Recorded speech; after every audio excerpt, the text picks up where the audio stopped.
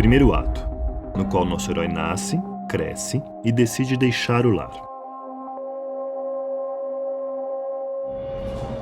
Foi há muito tempo, na região de Cafá, no reino antigamente conhecido como Abissínia, que nasceu uma planta que anos depois ganharia o mundo e o nome de café. Dizem que uma noite, um pastor chamado Calde estava contando suas cabras, quando percebeu que algumas haviam sumido, e saiu para procurá-las.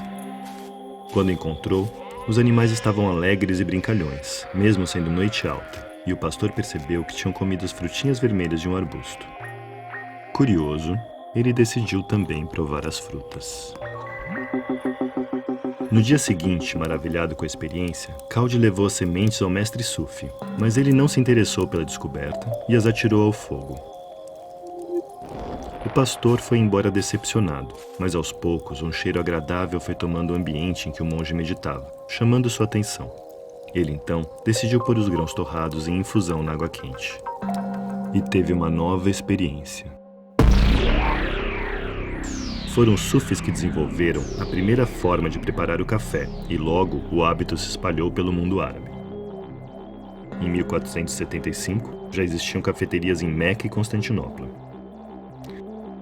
Logo o café se tornou tão precioso que as plantações passaram a ser protegidas por muros guardados, dos quais os estrangeiros não podiam nem se aproximar, e os grãos só saíam dos portos depois de torrados e esterilizados, para que não pudessem ser cultivados em outros países.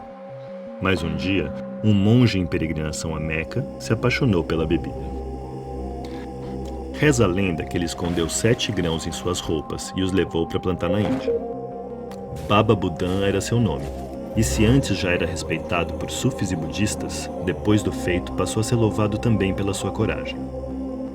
O café começou a entrar na Europa através de Malta e Veneza, na segunda metade do século XVI. Mas foram os holandeses os primeiros a conseguir cultivar as plantas em estufa no começo do século XVII. Enquanto os portos do Oriente eram a saída dos grãos torrados, as cafeterias se transformavam em centros de debates intelectuais. Conhecidas como Escola dos Espertos, era nesses ambientes que se discutia filosofia, ciências e política, o que acabou desagradando governantes locais, e logo qualquer alimento preto como carvão e dado às revoluções passou a ser proibido. Mas o café tinha defensores entre cristãos e muçulmanos, então os turcos inventaram a torra clara, já que seria impossível proibir alimentos marrons. Segundo ato, no qual nosso herói conquista a Europa e as Américas, mas paga o preço por sua ganância. Em meados do século XVII, a cultura do café se espalha pela Europa e cafeterias são abertas nas maiores cidades: Veneza, Oxford, Bucareste e Paris. Mas Viena, em 1683, estava cercada por 100.000 homens do Império Turco Otomano. A cidade não tinha um exército preparado e nem como furar o cerco para buscar socorro. Então, um antigo cossaco e intérprete polonês, de nome Kołczycki, se voluntariou a atravessar o cerco. Ele era o único na cidade que conhecia a língua do inimigo. Acompanhado pelo sérvio Mihailović e vestindo armadura otomana, o soldado cruzou as linhas inimigas cantando velhas canções turcas e conseguiu pedir ajuda ao Duque de Lorena. Dias depois, a cavalaria alada do rei João III Sobieski da Polônia chegou para uma das batalhas mais sangrentas do século, libertando Viena e toda a Europa do domínio oriental. Kołczycki virou herói, ganhou dinheiro, uma casa e as sacas de café que o inimigo não conseguiu carregar.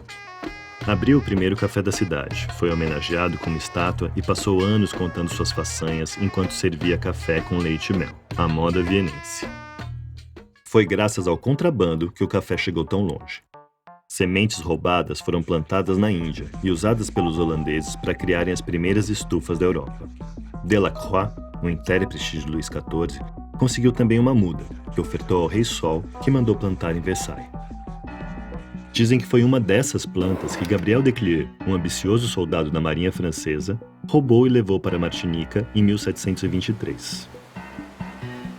Enfrentando piratas, doenças e tempestades, de Clieu atravessou o Atlântico para começar a cultura do café nas Américas.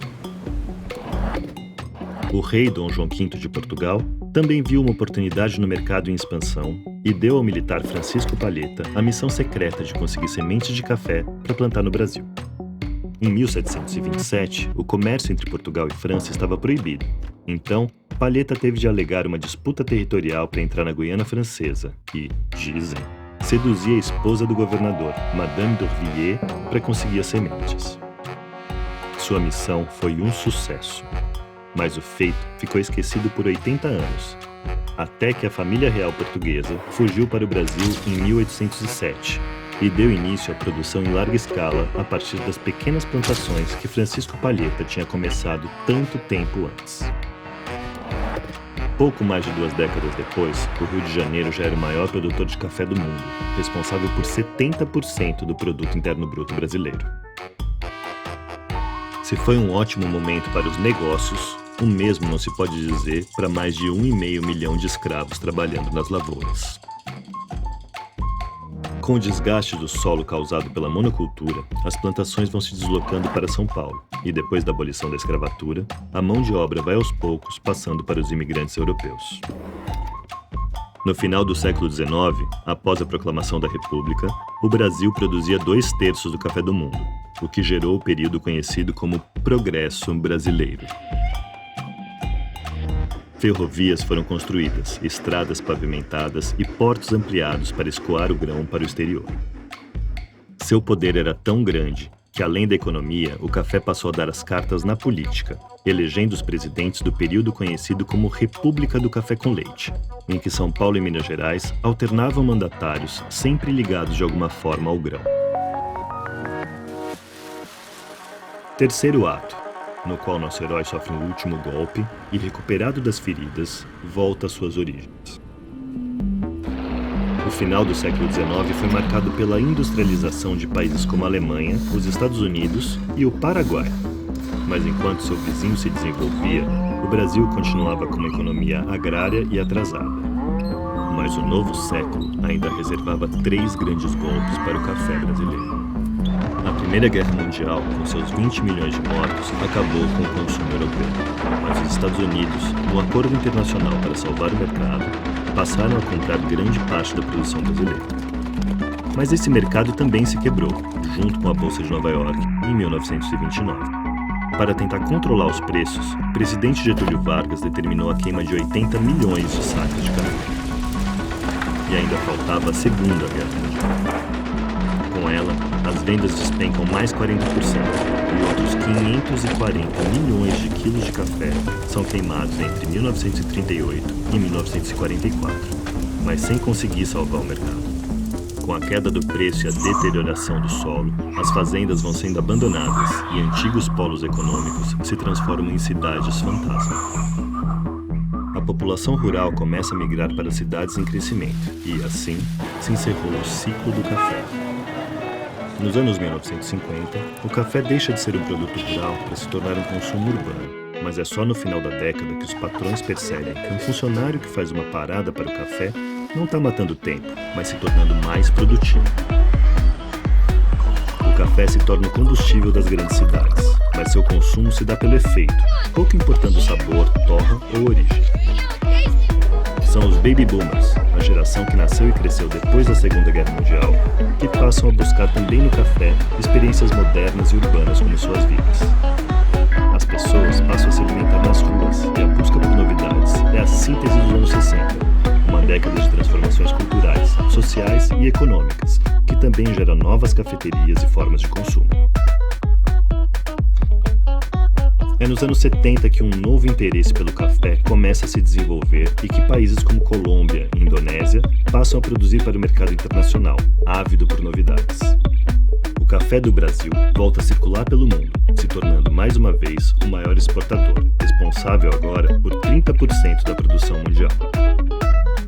E numa reação às formas anteriores de manejo do café, os novos consumidores vão amadurecendo seu gosto e exigência, fazendo com que especialistas inventem novas formas de preparo e redescubram métodos ancestrais, no nascimento da terceira onda, a partir dos anos 2000. Criando mercados que antes nem podiam ser imaginados, hoje se tornou mais importante a qualidade do grão e dos processos do que a quantidade vendida.